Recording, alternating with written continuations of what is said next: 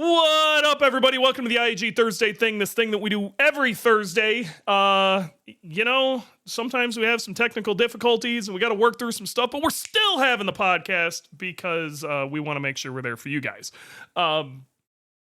This week, as usual, we're joined by my partner in crime and dude who's followed me all over the damn planet, Warranty. Warranty, how you doing, bud?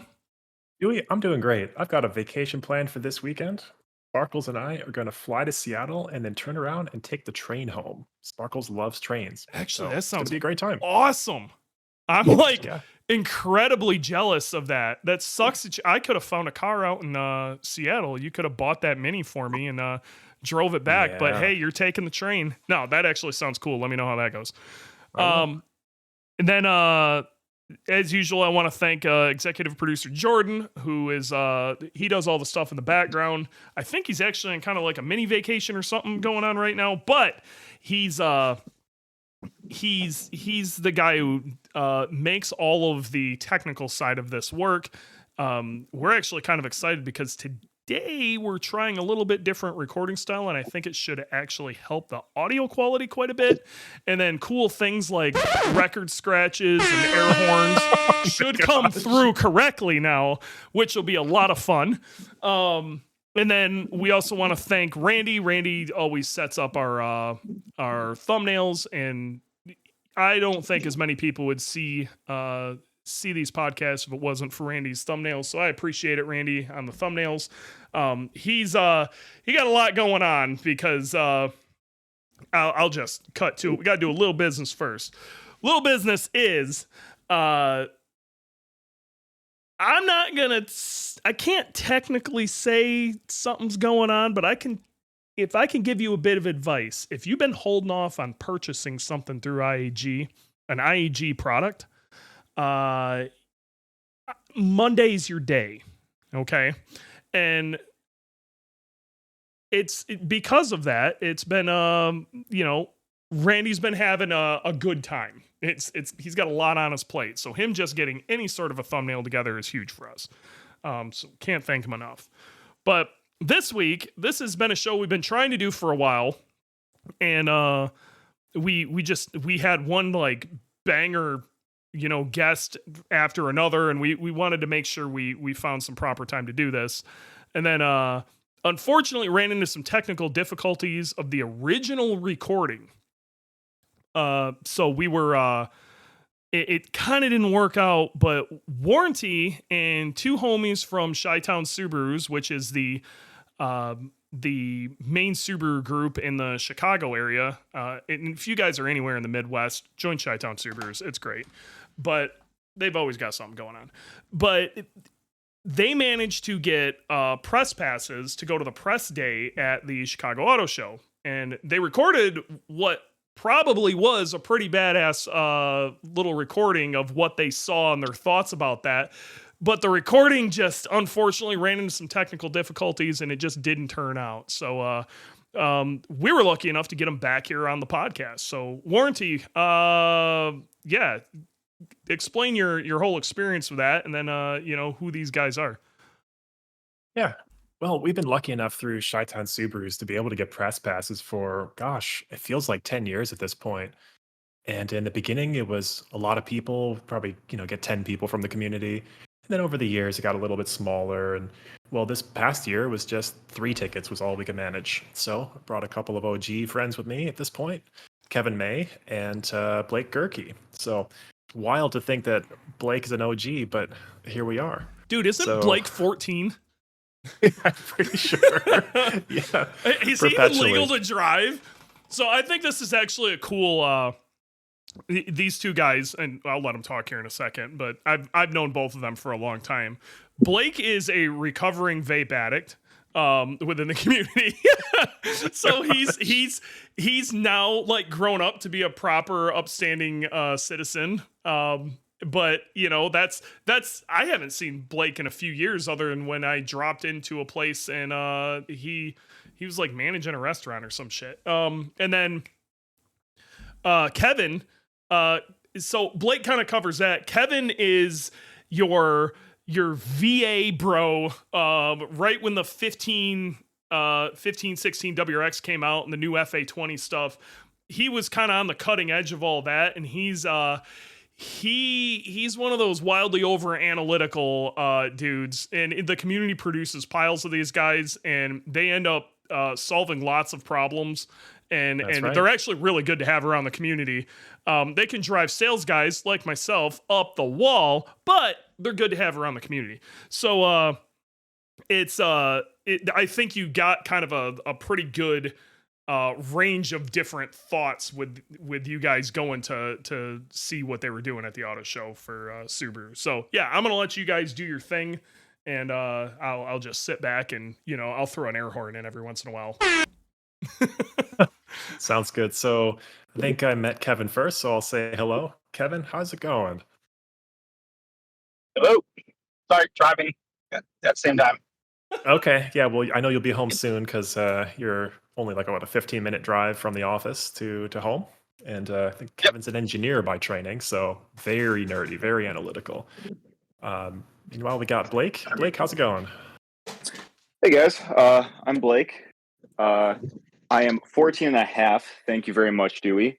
No, I'm 26. I drive a Series Yellow BRZ, and yeah, great to be on the show. The Banana Man. Yeah. So I'll start off. I've been going to the auto show for years, specifically with Kevin. So Kevin and I think alike. We're very analytical. Meanwhile, Blake is more of like a community guy, as Dewey introduced. So Blake's dad also worked at Subaru of America for a long time. And I'll be honest, that really helped us when Chitown Subarus was a little bit smaller. Like getting in the door with SOA to just get kind of like any interaction with the mothership. So, that led us to make sure that we were always a force for the SOA food drive that they did with the city of Itasca every year. And then later on, I'm sure it helped getting us those presses at the auto show. So it's really nice to have all kinds of friends in the community. That's what made Chitown Subarus so cool. You get a little bit of something of everything.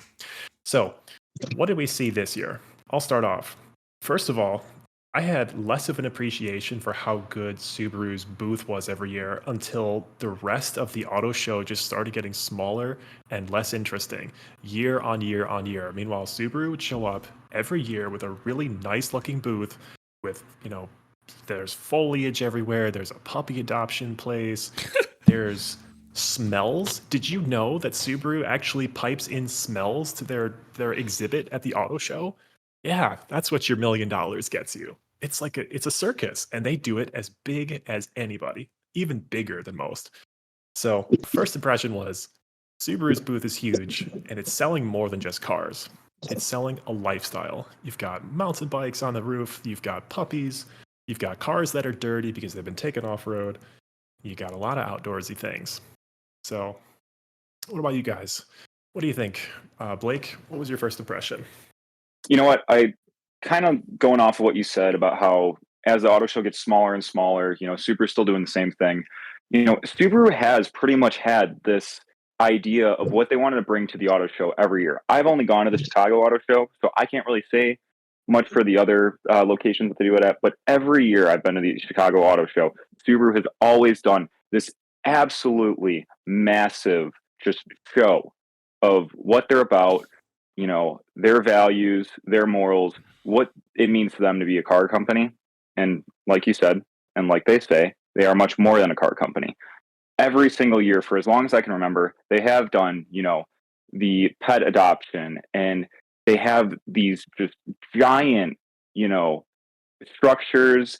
They've got, it really makes you feel like you are in the wilderness, because that's usually what they go for these past few years.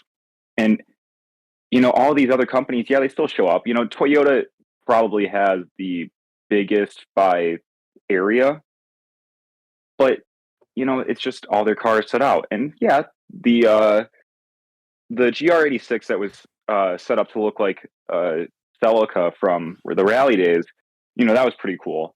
But not a lot of companies are doing a whole lot to really make it a experience, coming to see them at the auto show. I know people who don't even like Subaru, like they're like Ford guys, or they aren't even car people to begin with, but they just got dragged by some of their friends.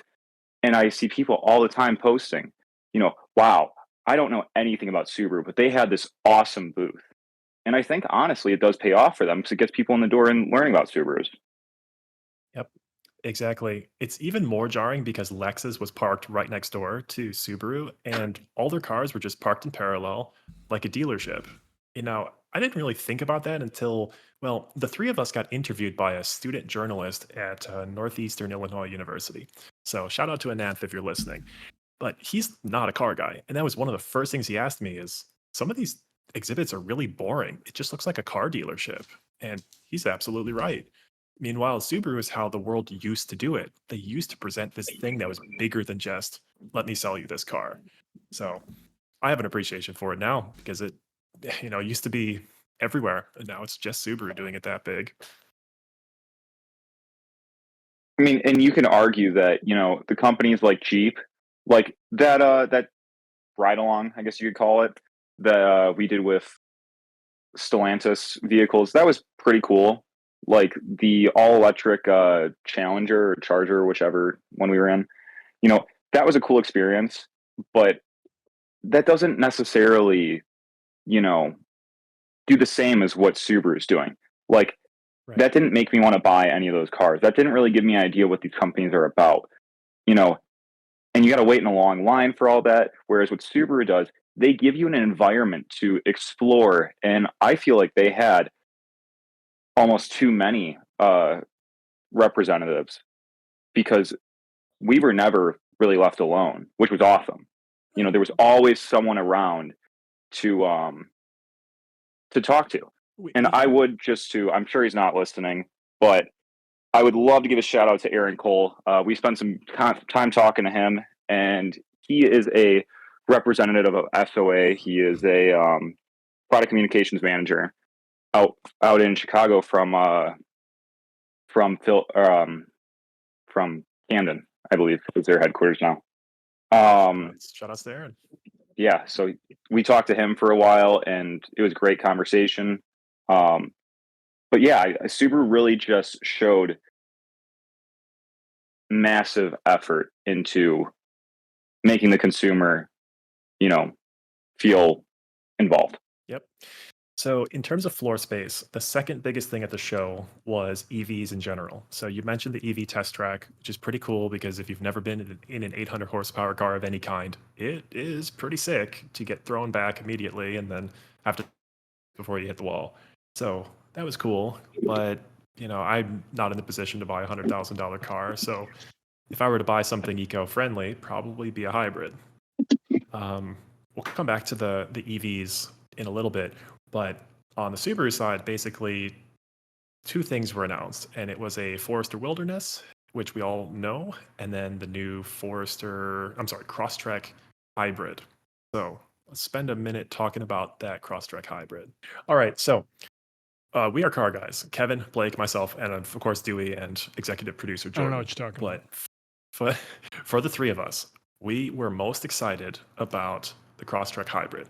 Why is that? Because the performance side of Subaru is kind of in a holding pattern.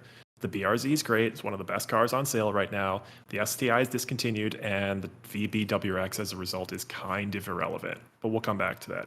So, first thing we notice right off the top of the bat is that Crosstrek Hybrid, the batteries are in the trunk where the spare tire normally goes.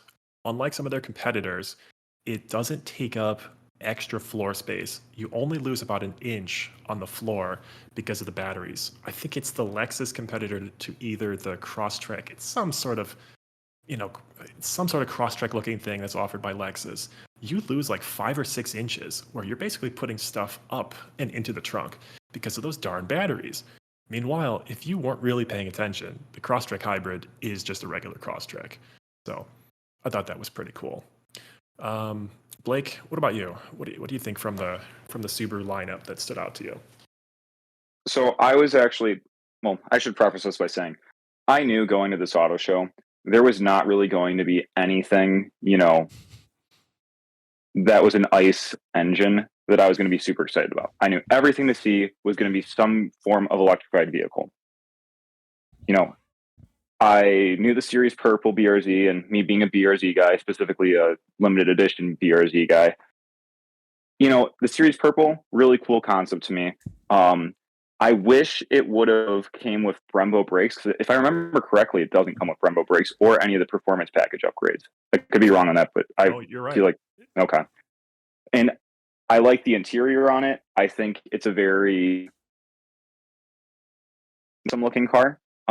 I would have liked the purple to be a little bit more of a, like, if they would have done something similar to like the Galaxy purple that they did on the STIs way back when, that would have been really cool. But long story short, I knew anything I was going to be super excited about was going to be electrification. We didn't know what vehicles were going to be announced. I think it was pretty obvious that they weren't going to be announcing a new vehicle, a new model itself, that it'd be some form of probably a hybrid or a wilderness edition of one of their existing vehicles. I was super impressed with the Forester hybrid, though, because, and once again, I don't remember the exact EPA they advertised, but I think it was somewhere in the 500s, and that's pretty impressive. Yeah. The range on it was insane. I want to say it was like 590. I could be wrong on that, though. Like I remember it was up in the 500s. Yeah. So that was something that initially caught my attention right away, because as much as I love Subaru, and I know the Solterra was kind of, well, I suppose their first step in the door of electrification was the Crosstrek in like 2013, I want to say. Yeah, but compliance car. Yeah, right. But I would have liked to have seen things go better a little bit with the Solterra, but I think maybe they're starting to get their footing with electrification. And so I was actually pretty impressed with the numbers on the Forester hybrid. Yeah, I was too. I think Dewey and I got a little bit of a heads up because I was reading the Subaru Japan site, which announced the Crosstrek hybrid. And one of the things that stood out to me there was that the combined horsepower of the gas engine and the electric motors was 250. And we got really excited. Yeah, we could make, if you could just sell a fast Crosstrek, you would sell 1 million of them. It doesn't Call even it have Gravel to be Express. that fast. I just No. want it to like be quasi quick. I want it to have that initial torque to like really move it. Just I wasn't asking for much. Yeah, I get it. So And I was so damn excited about this. we harped on this to both the Subaru brand ambassador, who's hired to represent Subaru, and then the Subaru of America reps, people who actually work in the corporate mothership. We told them, we talked their ear off, which is sell me a fast Crosstrek. All I need is 250 horsepower for 10 seconds, and life would be so different. But they weren't having it. I would like to, just because since we don't have the recording, we won't have this, but I would like to mention to everyone that Warranty was specifically told by a Subaru rep to stop bringing up the STI. That wasn't me. I think that was Kevin. No, When I- they No, also I- yelled I- at me for bringing up Was it Kevin? DCCD. It's not coming back. Yeah. Yeah, no Yeah. DCCD, which was really sad. But yeah, we Mm. go Keep ahead, Joey. going. I'm saving my thoughts. Okay, so we told them, look, we're all sports car guys, and the way it's going right now on the sports car side of Subaru, we're not interested. Like, the BRZ is great, don't change it. The WX is boring, it's not an STI, and we know you're not going to bring it back. And the Crosstrek's great because it's something new. So the next thing I said was, okay, could you sell me a Crosstrek that can run the climate controls overnight for 8 hours so I can camp in it? And unofficially, the answer was, hold that thought. Maybe something will come in the future. So that would be really exciting. I would love to see something that a hybrid can provide that a gas engine basically will never provide. I would love to sleep in the back of a Crosstrek as long as I had my heating and air conditioning. So that brings us to our next point, which is, it sounds like a lot more hybrids are coming. No surprise anywhere, but that's where the world's going. So Subaru's going to keep pumping them out, and we're probably going to be okay. I don't think they're any worse than just the traditional gas engine Crosstrek. Subaru, and this is, again, I'll call it an indirect quote, They admit to being very conservative. They're a small company. They don't have a massive infinite budget for research and development. They have to be very picky on what they bring to market because they can't afford for it to go wrong or pick something that people don't like and then they don't sell a lot of those cars. So yeah, I think I'm optimistic on the regular side of Subaru, but about the performance side, what do you guys think? Well, to go back to the electrification side, one of the reps did say they had 2 or 3 cars in collaboration with Toyota, and then after that, they would be on their own for EV. Yeah, Well, I mean, that was coming. Solterra. Yeah, the Solterra was that way. Solterra was basically 100% Toyota, and you can tell. Oh, we finally got an answer, Dewey, on why I couldn't see the dashboard. I couldn't see the speedometer because the wheel was in the way. Turns out it's because that car was originally spec'd with a yoke for the Japanese domestic market, and then they changed it back to a circular wheel for America. And that first year, you couldn't tilt the wheel in the right direction. It would just block your view. So I So- wasn't crazy. In the current model, they actually went with a flat top steering wheel to make up for it, and they moved the dash up. Okay. So now you can actually see the dash. That drove me crazy when I sat in that car. I was like, who designed Yeah. this? What, the Solterra? The Solterra. Yeah. Well, just so Yeah. we're all aware, and it's been kind of confirmed, but not like on an official standpoint. But like, first off, Toyota does not like electric vehicles. Okay. Right. Toyota they love hybrids. They don't like electric vehicles. They have stated very publicly in multiple places they don't like. And why am I talking about Toyota when this is a Subaru show? Because Toyota owns a good chunk of Subaru, and a lot of their current their current technology is coming via that partnership. So they put the Solterra out almost entirely because certain governments and like EPA stuff, they needed an electric vehicle to have on the lot to say they had it. They put zero effort into that car. Zero. Yeah. And it shows. The range is bad. The charging speed is bad. And then those little things like I can't see the speedometer because the wheel's in the way. If you're spending any more than $10,000 on a Solterra, you're fucking up. I think it's even lower than that because we don't know how low it can go. Let's say the repair costs are high. Well, Let's that's say the just battery it. goes out prematurely. I don't think there's a solid value proposition for a Solterra in any way. There's something better at almost every price point. Yeah. And the early Crosstrek hybrid, the compliance car, was like that, where some dealers in the Chicagoland area flat out wouldn't service them because they didn't have like a hybrid electric certified technicians. Yep. Like, regardless of if this is Subaru or not, that is really upsetting to me if I own that car and I couldn't get work done at any dealer in my area. I think a lot of that's changing too. And the more hybrids you have on the lot, I think you're going to see a lot of hybrid stuff. And that's cool. I wish I wish it was kind of like Honda uses VTEC for all sorts of different things, okay? But then there's like performance VTEC. I would like to see performance hybrid tech getting thrown into, like a higher end Crosstrek, but that's just me. So I've got my own thoughts at the end of this whole conversation, and I'll let them rip, but I'm going to let you guys do you until then.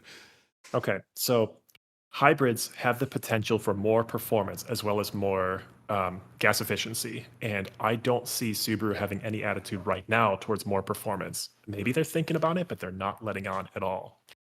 So turning real quick to the performance side of the house, we did harp on them quite a bit, which is bring back the STI. And the answer we were given was it's an emissions problem, average fleet emissions. Now, right off the bat, I gotta reply to that. That's not true because they would have put the new FA24 in the STI, and that would have had basically the exact same fuel economy as the VBWX. So that is completely a non-answer. Yeah, a corporate answer. But then, while we were talking about that, the real answer came out, and it was very subtle, which is you can put a warranty on a turd, and that's the real answer here. They canceled the STI. I am convinced, because their warranty claims costs were way too high. I used to do this for a living. I still do actuarial science, but not warranty work. Cutting in. Where's my thing? All right. Dewey's cutting in because he's got to say a thing right now. First off, they would have had the FA20. The STI, okay, the STI got canceled not due to warranty claims. The existing STI, maybe with an EJ, sure. We Yes. can agree on that, but Yes. they were developing an STI FA24. I am going to die on the hill that the reason we didn't get an STI is Toyota, again, brought their influence in on this, and they wanted to sell GRs. They wanted to sell the GR Corolla. They wanted to push the GR brand, and they would have directly had to compete with an STI. And I don't think they wanted to do that. And let's be I real, agree the with that. majority of Subaru sales do not come from STIs. They come from Totally. Outbacks and Foresters and Crosstreks. Crosstreks and stuff like that. We're the oddballs enthusiast folk, but that is where they're selling. So they were like, well, let's not piss off the mothership, and we'll just let this one slide. And that's really what happened there. Well, that brings me to the third point, which is Subaru is aware that the FA24 found in the new WRX is the most tunable engine that they've offered so far. They are not ignorant to any of this stuff. And that comes with a cost, and it comes with potentially higher warranty costs. But yeah, I totally agree. That's the real answer, but at least the second answer I was given, which is warranty costs, is more plausible. Emissions, flat out, I don't buy it. I mean, the rep did mention you can put a bigger turbo on the FA24. Oh, Right. you totally could. Well, he mentioned it. Yeah, that's what I'm. So he knows that there is an aftermarket. So was there really a reason to bring back the STI when the aftermarket's already there? Well, that's, I agree with you, and I don't. The thing that kills these cars, okay, and I love having this argument with you, and this is great. Let's do it. You still have that 5+1 speed that's going to hold you back. Okay, Yes. like when you purchased an STI over a WRX. Don't get me wrong, there were morons who purchased it because this one makes an extra 20 horsepower or whatever. But what you actually paid for, why you paid, 10, 12, whatever, $1,000 more, was for that glorious Getrag base 6-speed, those big ass axles, the Brembo brakes with the better knuckles, and 3 damn differentials, including DCCD. That's what you paid for. You didn't pay for the extra horsepower. That's Yes. easy to achieve. exactly. But from what they're saying, DCCD is gone. It's not coming back. Okay, Yeah. So what were you paying for now, Assholes. other than the transmission? I'm with you, but DCCD's gone now because they're not using that transmission. I have a very hard time believing they could if they wanted to, it could come back. Okay, if they really wanted to, they own that, they'd have to have Getrag build it again. Maybe they don't want to do that. Maybe that's the thing holding them back. I got a hard time believing DCCD is totally gone, but it ain't coming back in a car anytime soon.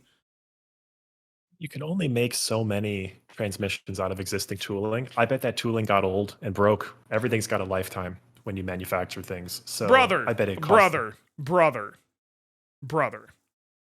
If an OEM comes to you and says, hey, you built this for me, I want a bunch more of them, they're going to make them. They made that damn transmission from 2000 to 2021. Okay? I get it. I but, like, understand the what you're saying case- about tooling, but it is not hard. In the grand scheme of shit for them, that is not a big deal for them to remake that. Okay? That's not an Yeah. excuse. They're probably replacing that tooling once a year. Yeah, okay. I do wonder. Okay, so shifting gears just slightly. Subaru now offers multiple very high trim levels of the VBWX, up to and including, what is it, the TS? You're going to Spec B? piss me the fuck off on that. TR. PR. No, TR in America, but the TS Spec B in Australia, which we talked about recently, right, Mhm. Dewey? No, we haven't That talked is a- about the new, what they're calling a Spec B yet. Oh, okay. Yeah, Well, that's on so my for the- list of shit I want to complain about. So I'm- I don't I'm go sorry. too far down that hole. All right, I won't go too far, but now the highest trim levels of the WRX are basically more expensive than the STI ever was, and yet you're getting less for it. or you're getting almost as much. I don't know what the knuckle situation is, but you are getting the 6-piston Brembos, which are sweet, and the adjustable dampers, which are kind of cool unless you want to go for coilovers, but you're not getting triple limited slip differentials, including DCCD. You're not getting the unbreakable transmission. So why am I spending all that extra money to get, at the end of the day, a less performing car? That's the problem with the WRX right now. And I could see the position that Subaru's in. You know, and again, I'm not trying to butt in on this whole thing, but that's the position Subaru's in. The other thing I wanna say real quick is I think the new WRX is great, especially at its base level. I think some of the higher tier ones that, you know, they slap on Brembos and some Recaro seats and add 20 grand to the price, that's horse shit. But at its base level, I think the new WRX is phenomenal. I honestly, I kind of miss the way the VA looked, but everything else about the VB I like. It's honestly a great daily. It does what it's setting out to do really well, but it's not a replacement for an STI yet. Now there are things you could modify it towards that, but I don't know. I've got my own take in this, but so the WRX, it's the best out of the box WRX that has been offered for sale yet. And as a street car, the WRX was always great. STI, in hindsight, was a really weird car where you only made that money worthwhile when you were on track or you were breaking the law on the street. It's astounding to me that Subaru ever offered the STI for sale, period, because it was basically only better on track. Now, I know you will disagree with me, but that still doesn't change the fact that I'm not buying a WRX. I refuse. I've seen good ones, but I want differentials because I'm a nerd. Simple as that. That's the kind of people who bought an STI. We harped on them with this. We said, it was well. That's what I'm trying to get at, though. That was nerd shit, and people bought the nerd shit, and it's okay. We harped on this. This is why they told us to stop talking about DCCD. We harped on this for at least 20 minutes. All three of us saying those nerds bought STIs and then they bought Crosstreks later in life, but they also evangelized the brand more than anybody else to get regular people to go straight to buying Crosstreks. Oh my gosh. It just, that part we got nowhere. So we learned some things, but at the end of the day, I'm going to scream it up and down that Subaru has absolutely no idea why they're as popular as they are now. They don't understand how they got here. They don't get it. Yeah. And I'm sure there's other people on the other side of this. There's people who work at IAG who are going to be like, you have no idea what you're talking about. I do not agree. Because I have managed to get my Michigan Union Democrat, hardcore. They grew up based on auto unions and stuff like that. We will only buy American. We will not hear anything else. They damn near kicked me out of the house when I showed up in my 02 WRX back in 02. Okay, I'm not even bullshitting about this. To the point where they have been test driving Subarus. Okay, I am the core enthusiast who pushed them towards that, and it's not just me. It's tons of people like me who, due to the enthusiast stuff that got them interested in the brand, have then pushed them into, let's not call it lesser models, but more pedestrian style models. My grandma now drives a Subaru. She's got an Outback. Okay. My uncle, again, got a Subaru. Very happy. Was very, very stoked to call and tell me that he's got a Subaru. You know what I mean? Nice. There is such a trickle down effect from this that I don't think they get at all. And I think it's going to burn the shit out of them in about 5 years. Yeah, I agree. Now, we didn't mention this, but you and I have talked about this probably mostly off air, but I don't care about what the rally car stuff is doing anymore. Travis Pastrana needs to retire before he accidentally dies doing something really rad. And the next generation of rally drivers, I don't care. That doesn't sell cars to me. Okay. I hope it does, but not to me. I want an STI, and if not, I'll go look at something else. Let's wander down that. And again, I'm inserting myself into this more than I was supposed to, but The reason nobody cares about rally in the United States is because the only way you can find out about rally in the United States is through Subaru propaganda. Okay. It's it's almost dead, and that really sucks. Okay, but Subaru is the only manufacturer pumping money into it, and they're so freakishly far ahead of everybody. Nobody else is even trying. Okay, so when we all got excited back in the day when I wanted to buy my Bug Eye and I'm watching WRC at 2 a.m. on Speed Vision, when I'm getting all excited about watching this, that actually sold. Subaru doing rally right now, no offense to Subaru, I'm happy to see that they keep doing that stuff in Vermont Sports Car, and I'm happy they're venturing into new and interesting builds and stuff like that. But I don't see that trickling into WRX sales. In fact, it's not. You can kind of see by the amount of sales. That ain't gonna move. That isn't enough for the enthusiast to keep us interested by having, a couple of. We can't buy that. That's not something we can do. Right. It's not accessible. The grassroots is so much more interesting to me. That's part one. Part two, I think the brand ambassador didn't realize this until we started telling him, but the BRZ is the flagship for a Subaru at this point. It absolutely the is. WRX is not. The WRX, there's a lot of them sitting on the lot. They're getting sold for whatever below MSRP. Meanwhile, people will buy BRZs at MSRP because they can just order what they want, and they don't have to deal with Toyota dealer shenanigans trying to put, a markup on a car that's multiple years old. Well, the problem they're also running into with the BRZ, with it being kind of their enthusiast flagship, I guess is what you could call that, but the thing that brings the boys to the yard, is it's being shared by Toyota. You can go across the street and get a Toyota version of it, most of the time $2,000 cheaper.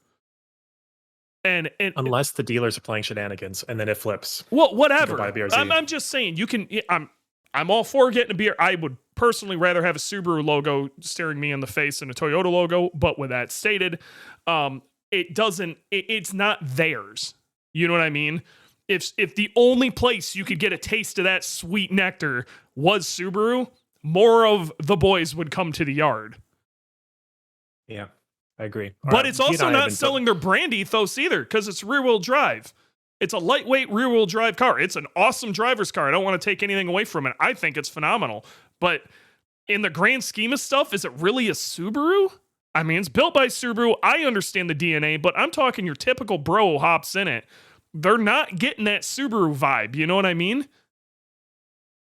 Yeah, exactly. All right, Kevin, Blake, jump in here. Julie and I have been talking a lot. I will kind of bounce off of what you were saying. Yeah, I feel like the BRZ really is kind of what's taking control of at least like the motorsports-esque thing of Subaru. Like, obviously there are so many Subaru enthusiasts who do, the off-roading, all of that. Oh yeah. But as far as motorsports go, like track or street, whatever, the BRZ really is taking over. Like you guys said, the WRXs are kind of just sitting on dealership lots. And in addition to Chitown Subarus, I am in a few BRZ groups nationally. A lot of the guys, joining these groups that I've noticed in, like, let's say the last 2 years, a lot of them are guys who, they traded in their VA or, earlier models of STIs, WRXs, whatever. And when they wanted something newer, they didn't go for the VBWRX. They went for the second gen BRZ. So it really has taken full control of Subaru's motorsports and hobbyists. So, okay, let me throw this out there then. You own a BRZ. Warranty owns a new BRZ. I own a BRZ. Okay, and I love these cars. And, I'm a hardcore OG Subaru enthusiast. If I remember right, you've been nothing but a BRZ guy, right, Blake? I've had multiple Subarus, but I've had the 2 BRZs that I've had, and then my last Subaru before that was a 2018 Impreza. Okay. Yes, Impreza Which- Sport. All right. Oh yeah, so he So had a base model Impreza Sport as more like a daily. But hear me out where I'm going with this. Would you be willing to spend an extra $10,000 on a BRZ if it had some, like, I'm talking like pretty damn trick arrow? Obviously it'd come with Brembos, but maybe it had a really badass diff. Maybe some revised gearing. Maybe they used some cool, used aluminum in a few more bits than maybe they wouldn't. Like, really try to do a legit no shit STI version of the BRZ. And when I say that, I have to scream about it, they'd have to do something with the diff. Okay. It would have to be some really technological thought put into that. Basically, they what they did is they take a BRZ and they legitimately try to go after a Cayman. Would you spend extra on that? Would you go after something? Would that really get you moving? Because for me, it would. I would be really excited to go to a lot and get that. But I'd want some like really hardcore seats. You know what I mean? Like, I couldn't sit in these seats for no more than a couple hours. Like, I want Alcantara all over the fucking place. Like, I want this car, if I sit in it, I want to feel GT3 RS. I mean, I feel like, the BRZ as it sits now is, the poor man's GT3. It's not nearly as fast, obviously, but it handles extremely well as is. Sure, you can make it better, but, it handles amazing as is. I It agree. is that I don't car. think it's a poor man GT3. I think it's a poor man's Cayman. It's very, if you've I'm driven sorry, both yeah, of them. right. Yeah, if you've driven both of them, what I'd like to see is, now that we have a poor man's Cayman, I want to see a poor man's GT4, which is the GT of a Cayman. I want to see a poor man GT4. I want race seats. I want Alcantara shit. I want this thing to feel fucking special. So the BRZ TS is, call it an extra $5,000. So when I bought it, let's say it was 35 grand versus the BRZ at 30. Was that $5,000 worth it? Essentially, no, because the Brembo's design is really old.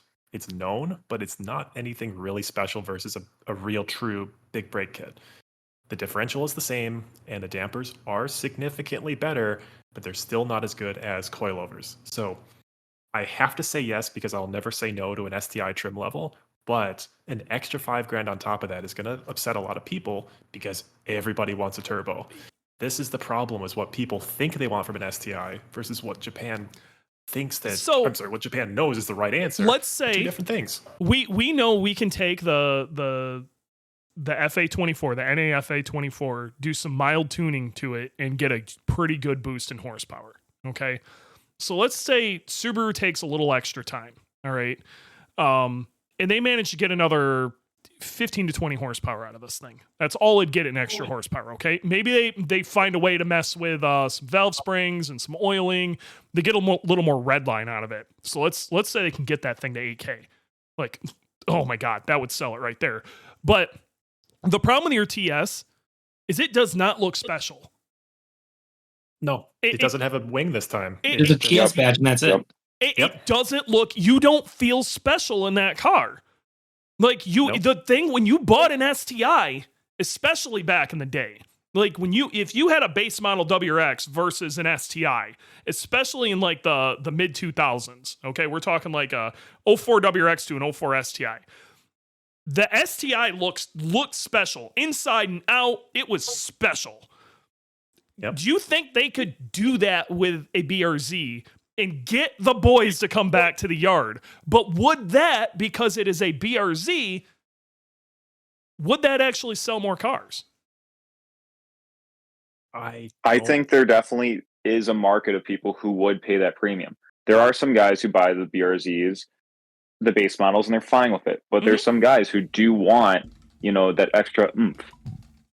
I always love the concept of taking a base model and doing awesome stuff with it. Yep. And I think that chassis forever is going to be that. Personally, me, I would really like to see them go down that path. I would love to see it. I want it to be noisy. I want it to have a horrifically chattery mechanical differential. I want it to have legitimately good tires, like a proper 200 treadwear tire, significantly wider than what you get on the stock stuff. I want a redesigned front bumper that looks fucking cool. You know, I want some basic bitch ass aero with some carbon bits on it, and I want some seats that break my ass. That's a lot to ask for an additional $5,000 on top What of if the it's TS. what if it's another $10,000? I don't care. So it needs to be special. $45,000. Yeah, but I bet. Now let's think about this warranty. Okay, let's think about this. Okay, if you look how good your car is already. Now you know how much better your car is when you add tires and a tune. Sure do. Now imagine if you did tires, suspension, minor aero, and essentially a tune.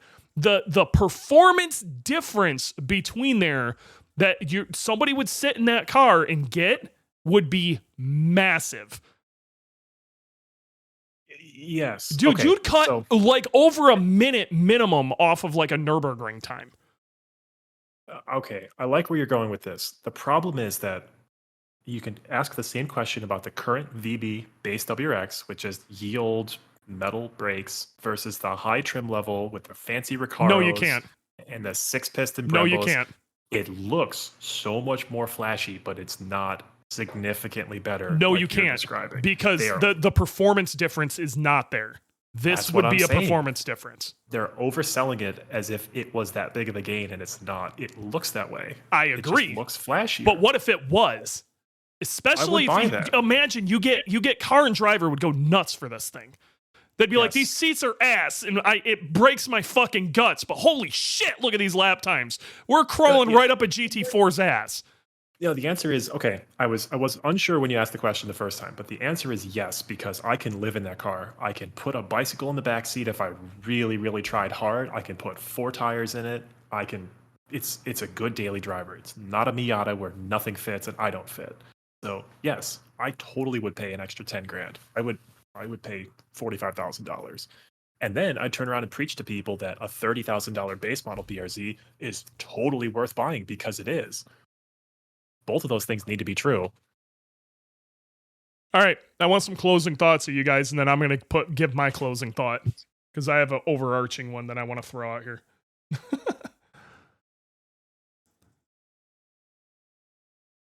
Crickets. Blake? You guys got anything else you want to add? Kevin's been real quiet. What's your thoughts, Kevin? Where's your brain at, bud? I would probably buy it, but I don't see Toyota and Subaru working together to make that happen. I agree. I don't think we'll see it because that is a joint Toyota-Subaru venture, and Toyota's going to go, you can't upstage us like that. I think STI, the division of Subaru, could build something like that, and it be just fucking amazing. Yeah. And I don't think Toyota would do it because then they would upstage the GR Corolla. Oh, it would murder a GR Corolla, and it would even the Supra. It'd run lap times. It'd probably kill a Supra in lap times on almost anything that didn't have extraordinarily long straights. Yeah. They should be bringing those upgrades to the WXTR instead. I don't see especially for that price point. Well, yeah, that's called an STI, and they ain't building that. Yeah. So, yeah, that brings up another good point, which is the GR86 and the BRZ are the baby Supra. So there's your headroom. That's why we don't have an STI version. I don't know, man. So, Blake, closing thoughts? I was actually pretty impressed with the auto show. I didn't really know what to expect. I think I kind of said this earlier, but I didn't really know what to expect going in. I knew, it being 2025, really everything is going electrification. Thank God we still have, the BRZ, and thank God, Subaru and Toyota are still doing things to make this car relevant, fun, cool. But I think, maybe, and us as car enthusiasts are going to kind of hate to say it, but maybe we need to start thinking, what is the next future of what is the future of, motorsports, and how is electrification going to fit itself into that? while doing what it needs to, but also being fun and exciting. But Yeah. I think Subaru did a great job at the auto show. As far as everything else, like I think we probably spent 75 to 85% of the time probably at Subaru, and we kind of did a walkthrough of everything else. Oh, I mean, we checked out VinFast, which was an absolute joke. The Vietnamese we ch- electric vehicle company. yeah, doesn't look like they've made a lot of improvement there, but we talked a little bit to a guy at Rivian, and then we talked to somebody at Lucid. I was actually pretty impressed with some of the stuff from Lucid. But other than that, like I said, everything at the auto show this year that was worth talking about, worth seeing, was pretty much electrification, and I think that's the way things are going. Yep. Yeah. And we just That's have where we to spend come the to bulk grips of our with it. time too. All right. Good point. So we were going to talk about EVs just a little bit. The attitude from the EV manufacturers this year was much more upbeat than I remember in prior years, especially Lucid and Rivian. Their attitude this year was, we're on our way, we've turned the corner, and we're coming for you, and you're not going to be able to catch us. So I wouldn't call it cocky, but they were a lot more, they felt a lot more like they belonged there versus Yeah, just being ye old startup. Well, Rivian got a big investment from Volkswagen Group. They sure did. That'll for help. Their motor control units, so essentially ECUs for the electric vehicle platform. Multiple billions, so that's cool. Mhm. Meanwhile, we saw the EV bus, the ID Buzz. ID Buzz, and the rep there said, yeah, everybody loves it, and I've heard the same thing over and over again, which is the visibility is bad, but we cannot wait for this car to get better. That's what we told him. So it was more of the same. What a great looking car that was. And Tesla was there. A Tesla rep was really nice. Showed us the software, which is significantly better than everything else on the market. Something that looks like Google Maps, and it'll just tell you, you're going to park here for 30 minutes and charge. You're going to park here for 10 minutes and charge, and get across the country that way. And it was fast, but you'd still have to buy a Tesla to get that. So I really did enjoy watching you realize how sophisticated that system is on the Teslas. I knew it was good, but it's better than I realized. So A+ to that. And then of course Rivian, the R3X, which is their little, looks like an all-wheel drive. I don't know what to call it, like small car, cheaper car. That'll be nice. Patch crossover wagon thing. Yeah. Kind of like Crosstrek-esque, maybe a little bit. I don't know how because it's not an SUV, but it's not a, I don't know. So a whole pile of electrical cars. Yeah. Okay. What I'd like to see in closing and circling back to Subaru is a WRX hybrid where you can run silently a little bit of the time, and then you can have your really fast electric car, and then you turn on the gas motor, you get all the happy noises out the back and even more horsepower. There was a video that I sent our chat that was it was a short film that did this exact concept. It was a rally car smuggling something. It was silent when it needed to be, and then once they got discovered, they turned on the motor and went faster. So that's cool. Sell me that, but I don't know. Give me a Crosstrek that does that. All right. Here's what I'm going to say about this whole thing. What I have heard is Subaru is probably not going to be releasing anything new and cool that, from the enthusiast side, any different anytime soon. AKA, the VBWRX is what it is, which isn't a bad thing. I like the VB, okay? The current BRZ is what it is. It's not going to change. So, really what I want to, as we sit with Subarus right now, what you have is what you have. It is what it is right now. So now, if you want to go build a Subaru or get within the Subaru community or put something together and do fun stuff with a Subaru, nothing new is coming. Okay? We are at where we are at. We're probably at about Concord. This is about as good as it's going to get as far as what's currently available out there, used and new. Okay? If you want to build it and do something awesome, the supply is going to slowly get smaller and smaller from here on out. And the further and further we get away from Subaru making fun things, the more prices are going to go up.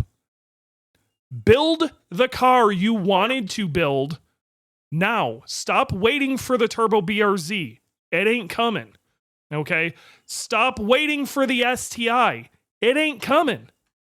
Okay? We might get lucky and get something that somewhat looks like a Gravel Express, but it probably ain't happening. So maybe go buy an older Crosstrek and then go buy a crashed WRX and shove the drivetrain in it. It ain't coming. Yep. Right? Yeah. So I can agree to. I agree. yeah. You are where you're at right now. There is so much cool stuff you can do with the aftermarket. It all still exists. It's fairly easy to get a hold of anything, all the way even back to GCs in the 90s. And you can still get all of this shit. It's all there. You can build crazy fast cars, weekend toys. You can go, hell, you can pick up a VAWX for next to nothing right now.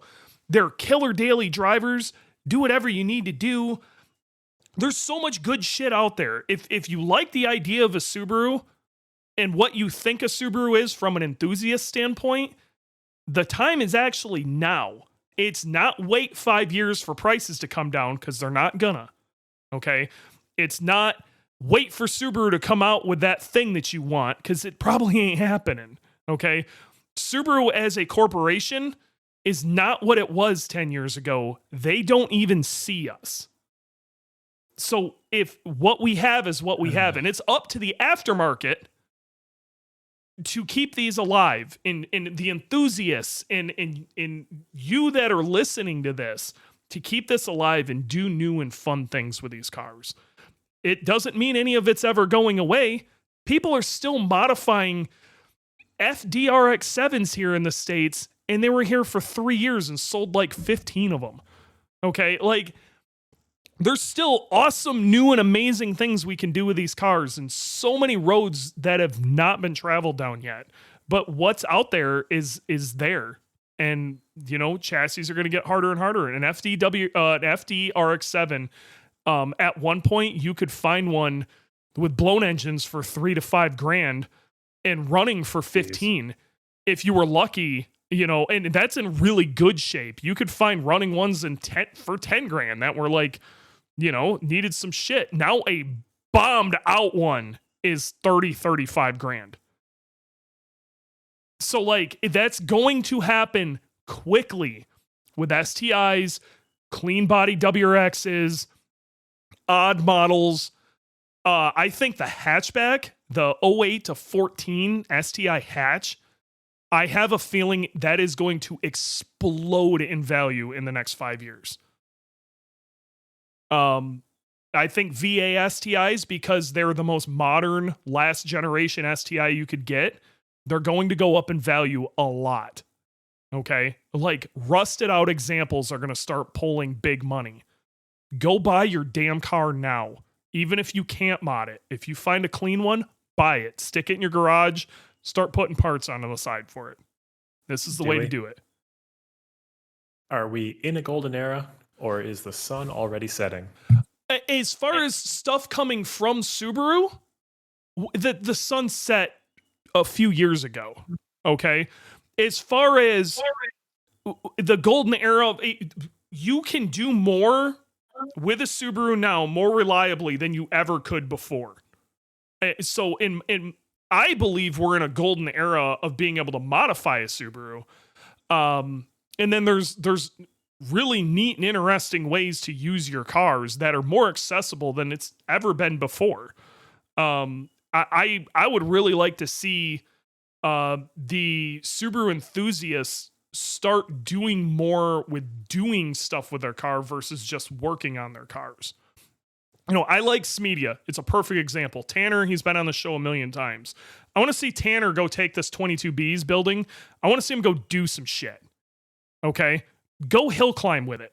Go to a track day. Go do things. I want to see more people do things. Go do stuff with your car.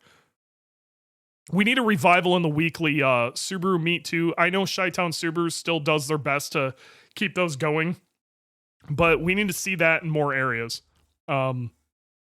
We need to figure out how to get this community back under the community in general, talking amongst the entire community again. We need a centralized Nasiak style thing, and it can't come fast enough. So Closest we got is podcasts, man. Forums are gone.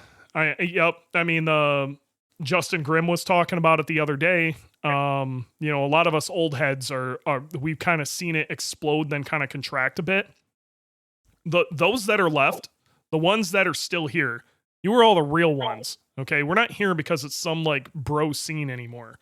Like, it isn't a fashion statement. Okay. We're here because we love this shit. Okay. For whatever damn reason, whatever your reasoning to still be around this community is, you're here because you love it. But you were always the ones that were powering this community anyway. And it's up to you to power this community. So that's my closing thoughts on this. I think we might be past the golden era of new Subarus coming out and what's exciting and going to a Subaru dealer and being excited what's sitting on the lot. But I think we are in the golden era of modifying a Subaru. There's so much insane shit you can do these days reliably, which is crazy. Yep, I agree with that. Well, that's all I got for our auto show update. There it is. So I don't know. I think we're going to call that a show. We actually got an hour out of that. Of course we did. Yeah, we had a good time with it, and I'm happy. I'm happy Kevin and Blake were on. I haven't talked to either of those cats in a while. Balake, it's nice to see you, a proper adult doing adult things. Yet you're still running around in the yellow BRZ, which is great awesome. car, man. He's gonna keep that forever. She's a Great good car. unit. Oh yeah.